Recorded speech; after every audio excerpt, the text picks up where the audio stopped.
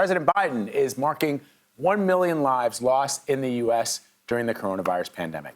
The president ordered flags to be flown at half-staff to commemorate the victims of the virus. According to the World Health Organization, it is the highest death toll officially recorded by a single country. The White House is kicking off the second global COVID-19 summit today. It's focusing on finding new ways to vaccinate people around the world. Let's bring in Nancy Cordes for more on this. Nancy, good morning. Good morning, Vlad. Well, the president is going to be marking this anniversary with a pre-recorded statement being released any moment now, in which he's going to recognize the incredible loss that this country has experienced. 1 million people, sort of a number that is difficult to get your head around. As you mentioned, he's also ordering that flags be lowered to half-staff at federal buildings around the country.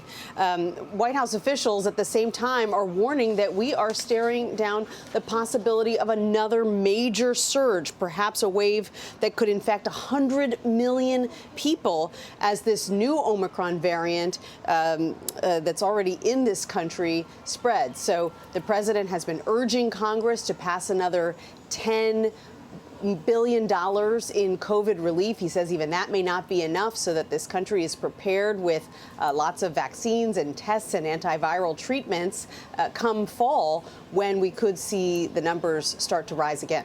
You know, the thing about it, Nancy, is the president has been talking about more funding for COVID aid, like you point out, for tests, for medication, for vaccines, but not for any other type of support that people might need, like the sort of aid that people were getting in the middle of the pandemic when they couldn't go to work and that sort of stuff. He's not talking about that.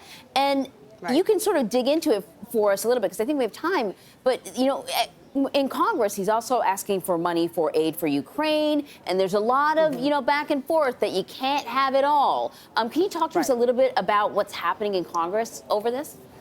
Sure. So initially, the president wanted two things. He wanted a lot more than $10 billion. He was seeking $22 billion in COVID relief, and he was asking Congress to tie it to more Ukraine funding, because he thought that that would sort of push this all through Congress more quickly.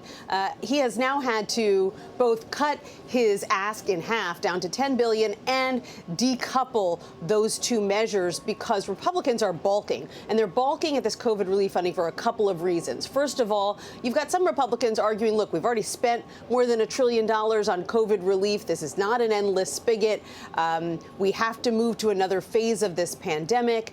And, you know, you either have to go looking at past funds that haven't been spent and use money from there, or you got to pay for more for it. If you're going to ask for more money, find a way to take it from some other domestic measure, or maybe just don't fund this anymore at all, and recognize that the U.S. Congress can't keep the piggy bank going forever. That's the argument of some Republicans.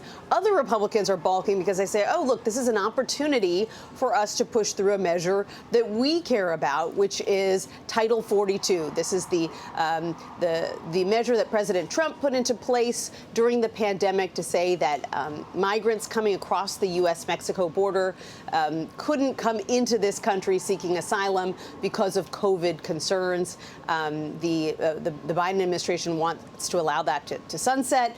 Now that we're out of the most critical phase of the pandemic, Republicans, some of them want to keep it in place. So for those two reasons, this funding, even the smaller package that President Biden has now moved to, is stalled and has been stalled for weeks. And so, you know, the path forward is really uncertain. And what you've got White House officials sounding the alarm about is the fact that we know that there is going to be another surge in the fall. We know we're going to need to have these vaccines and these drugs on hand. And they're worried. They're worried, and they're arguing to Congress and the American people that they need to prepare now. Yeah, exactly. Cases are ticking up.